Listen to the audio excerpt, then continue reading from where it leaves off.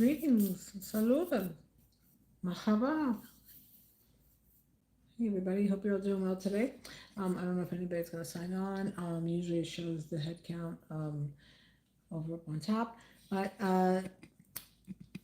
I hope you are all having a really fun Friday, fantastic Friday. Uh, maybe, maybe not, but I hope wherever you all are, I hope you're all in a good space.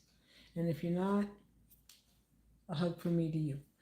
Uh, Last night I prepared a drink solution for to fight off colds and viruses because I am definitely feeling a bit stuffy and my voice is scratchy. And with the change in the weather now, last night here where I live in the Hudson Valley we had snow, so the temperature dropped, and when there's precip, everything that's in the air comes down. So, but let me get back to what I was saying about what I made. I made a drink, and what it is, I'm going to show you.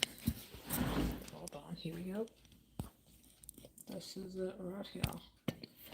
This is sorrel leaves, which is hibiscus.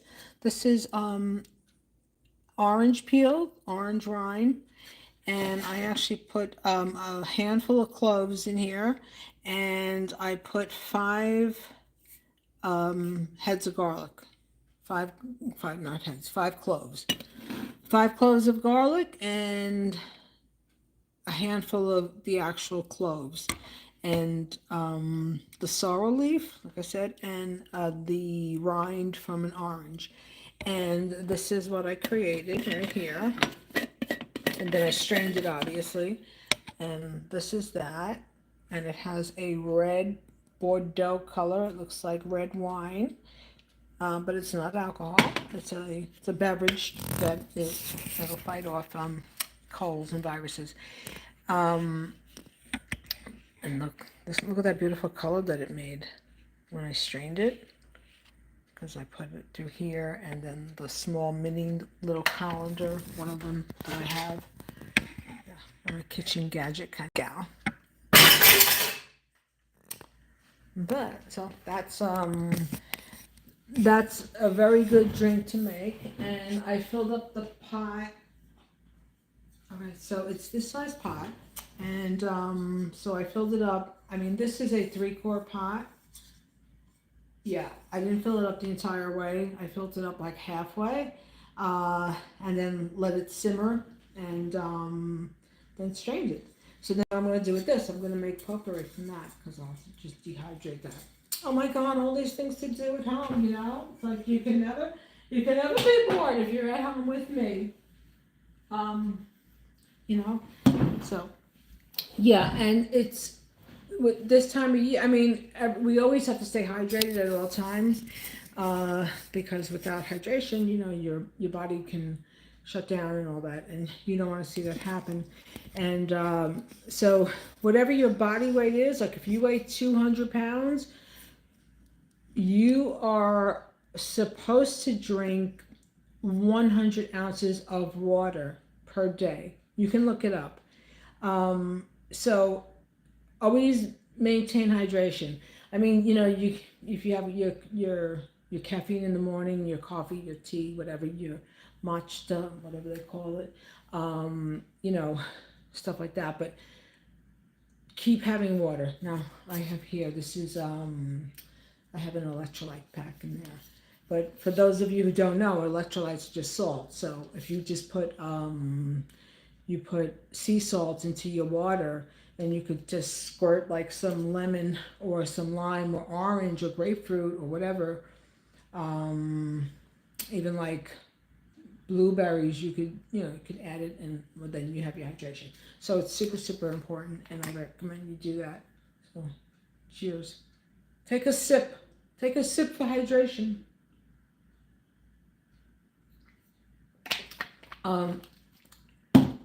But I'm going to talk again about,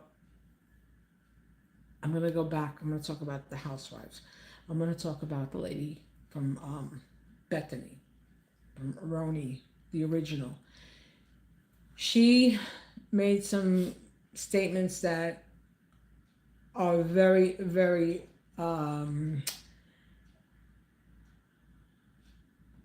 very rich of her. And she referred to the show as trash. And I don't like hearing that because the show is not trash. And well, she's very opinionated. Bethany overall, I think she's a great businesswoman. You know, I'd like to, wouldn't mind like giving her a product that I have, but anyway, that's another subject. But yeah, I that show. I mean, like I said the other day, uh, it it's not the wild, crazy raucousness and the outlandish stuff that we saw like on with the original series. So I mean, but that's because that's how they created the show. They were you know you know I guess they probably told every cast, girls, just think of yourself as middle-aged women gone wild, because they did actually, lift up their shirts, a couple of them, and they did, expose themselves. But I mean, so that's what happened with that. But I think now that it's a different space and time in society in our world, and people are kind of like how many different locations can you go to where you're gonna see you know women having altercations, because that's what it comes down to with the shows. It's like there's the fighting, and there's the backbiting, and then there's the backstabbing while you're getting your hand shaked, and then the other hand is going and stabbing you in the back. So that's how these shows are. So I mean, maybe they'll just, if they continue with the shows, they'll state in the contract that no alcohol, no alcohol consumption, no exposing of people's personal legal issues for the world to see. But then there again, you expose yourself and you go on to a show, you're going to bring the heat. You're going to bring the heat. You're going to bring the attention. So, you know, anyway, that's what I got to say about that. But it's definitely a different place and time.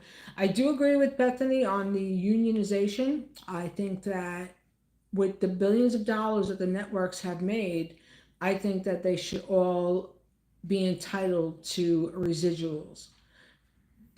That's my personal opinion. And that's something that they should now band together, because now the writing is on the wall, and now it's like your contract is up, but we haven't officially told you. But thanks for no thanks. We'll call you if we need you. That's where it's at now with with certain franchises. So a union would be a really good thing. A union would be a really, really good thing. So I hope that I hope that they form the union.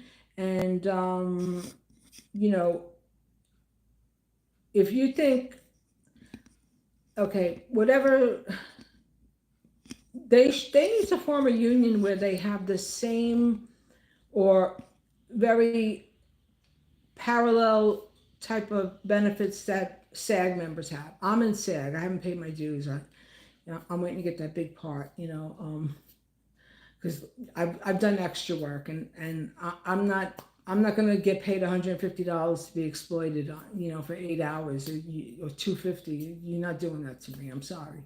I'm not. Call me a diva. That's right. Uh, no, it's exploitation. I said this in another video, one that I made a while back. When I would go in auditions, this was back in the late 90s. I would carry a clipboard, and this is back when the Walkmans were out. And I got it down to a science.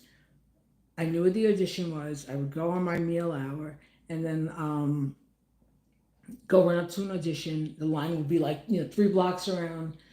And I'd walk up to the door. I'd have the headset on and I'd hold the clipboard and I'd ask for somebody.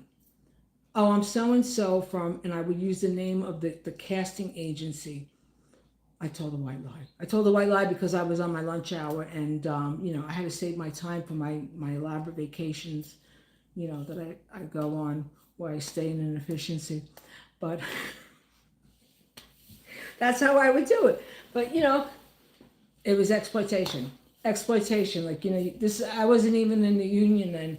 You stand around and, you're on a set for 10 or 12 hours. I remember one set that I was on, it was actually a movie, with John Leguizamo. Actually, I have the tape. You can, if you watch this, I'll get it. Hold on. Oh my God, you're gonna recognize my foot.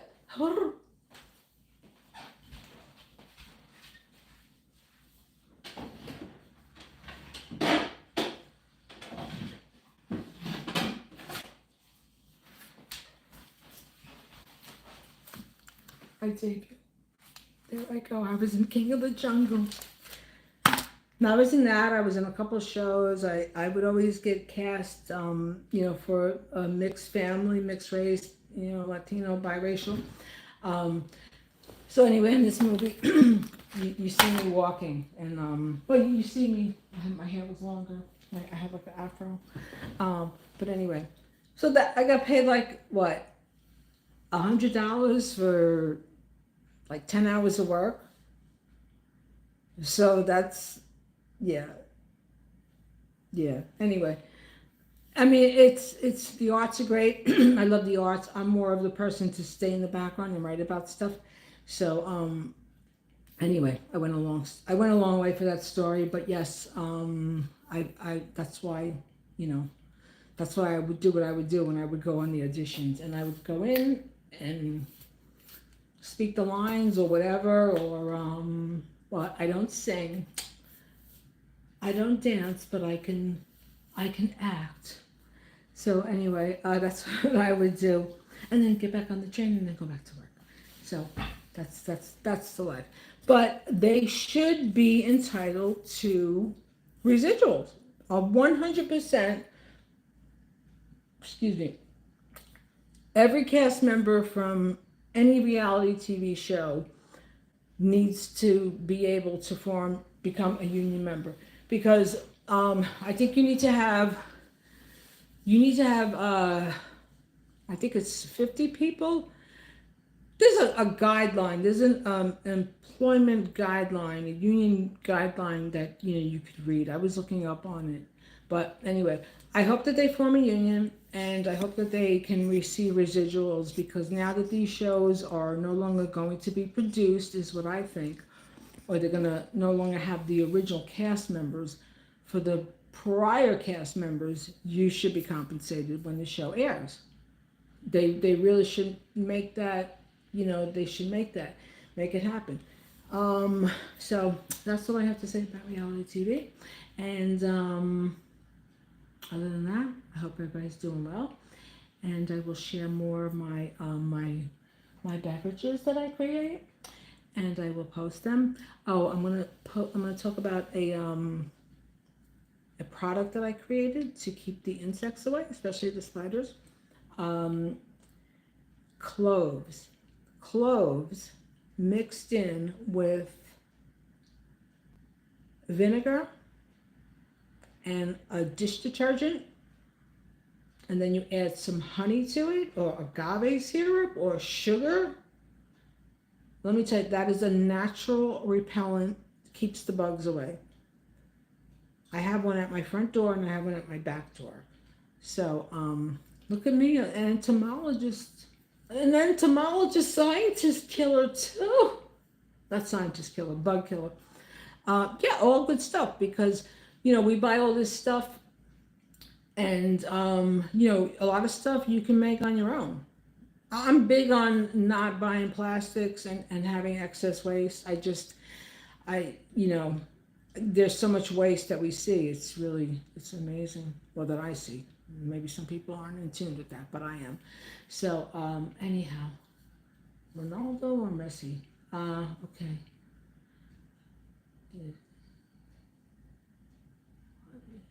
Okay. Okay. Right. Okay. I don't know who these people are. They're making these outrageous, outlandish comments, asking me to, you know, denounce somebody's sexual identity. Or not denounce, announce. I mean, no. You could put that out to whoever you are. Um, anyway, getting back to the bugs fire. Yeah, so stuff like that. A lot of stuff you can make. So how I made, that's one insect repellent.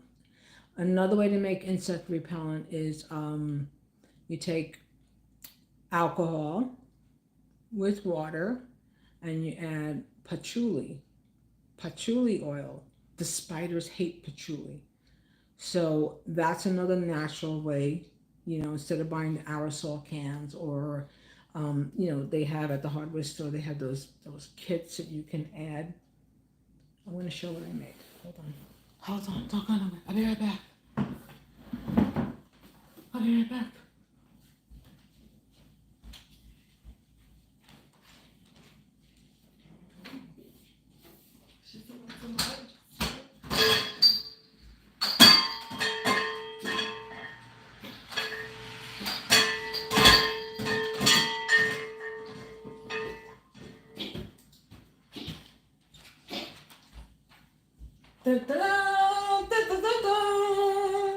Here it is. See that? And there's dead bugs in there. Let me show you. Look. No? All you can see is the label. Anyway, there are dead buggies in there. Right, let me take it off. Put a hole in that so they can go into there. I cut the tip of the nipple to make it wider so they could fly in there. And, well, I got quite a little collection here of bugs. Oh, wasp. Yeah, the wasp also. Wasps. The wasps. They hate patchouli. They hate patchouli. It's my hippie days. I'll still wear patchouli. Oh man. Anyway, well, they're there. You can see. You can see it. See it? See it there? There's quite a few of them in there. And yeah, easy to make. Dish detergent.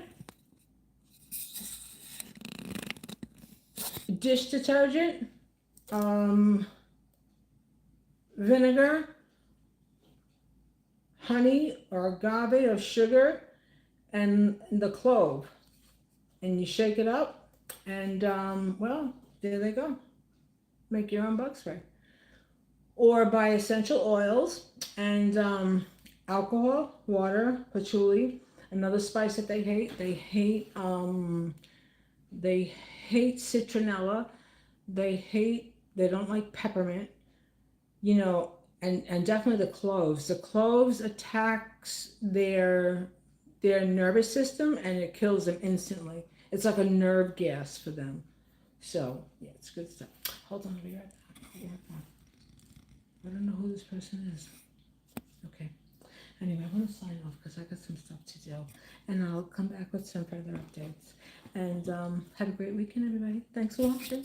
And if you like what I have to say, follow my little channel here. I'm trying to grow my channel. No, I don't. To your question, no, I don't. Okay. All right, this one here, I'm going to report her. Okay, harassment. Okay, harassment. Anyway, that's done. Till next time. Thanks for watching. Bye.